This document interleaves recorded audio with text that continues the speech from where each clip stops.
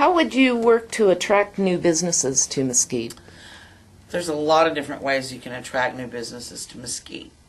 One is something that a lot of people are talking about, and that is incentives. And when I say incentives, there are a lot of places across the nation that do things like rescind business fees for the first X amount of years. You pick the number, whatever is feasible. Because when you realize that if somebody is going to pay X dollars in licensing fees, okay, those are important. But is that more important, or is the tax revenue and the jobs and all these other things that are going to be brought into our city by this company? So you have to weigh that and decide who you want to give these incentives to. There's also some things I've been to myself in other areas where the city will host a small business expo that you go out and you invite small businesses from all around, Utah, Arizona, even places from Las Vegas.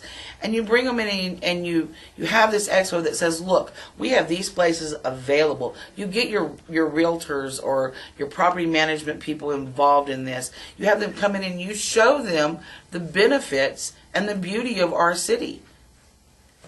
Okay, thank you. What is your opinion of the guidelines provided to council members about how they are to interact with citizens as outlined in the Code of Conduct for elected officials?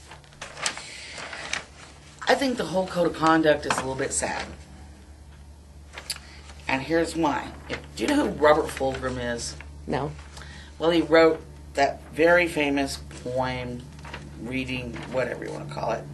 All I really needed to know I learned in kindergarten. I'm sure you've heard of that. Yes. Pretty much my theory on it. Why do we need a code of conduct to instruct a group of adults how to behave toward each other? It's insane. So what would you do to change that? Well, as I understand, this is something that's just recently been put into place, that it hasn't always been there. Maybe we don't need it. Aren't we all grown-ups? Isn't that why you get elected? I really think people should go read that old thing about, I particularly like the part where it says you have to take a nap every afternoon. I never get to, but I would like to. I mean, come on. We're grown-ups. And I also feel like it's a little bit restrictive when you look at it. It almost says, oh, you can't have a different opinion than I do. And I don't know who I is, but you know, it's that whole thing of, oh, we all must have one voice. No, I don't think so. Because I truly and firmly believe that if you and I disagree on something, we can probably learn something from each other. Well, citizens are only allowed to speak during public comment periods before and after agenda item discussions at the city council meetings. Do you agree or disagree with that practice? Well, I think it's always been that they had a public comments at the front. Then when it's an agendized item, they also have a public comment section during that agenda item. So it's not just that there's the inner. I think what's changed is that while people are still allowed to speak, there's no interaction. And when I first interaction between the council and the people. I mean, and I'm not saying that they should get up there and make a decision on items that need to be on the agenda, like maybe at a later date.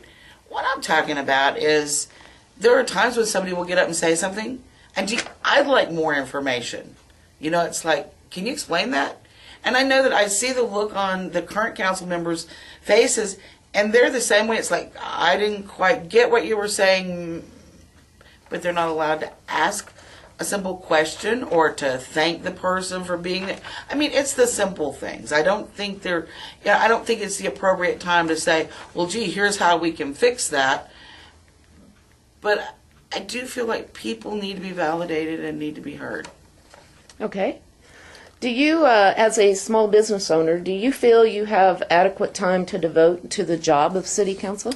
I'm lucky. I'm really lucky because most of my work is done by appointment. and so that I can set my own schedule. I know my boss, she's not always nice to me, but I know her really well. No, I own my own business, and so I can set my own hours. And so, yes, I do feel that I have the time to devote to that. It's supposed to be a part-time position. Okay. Thank you very much, and we appreciate your time this morning, Cindy. And good luck with the upcoming election. Thank you very much, Barbara.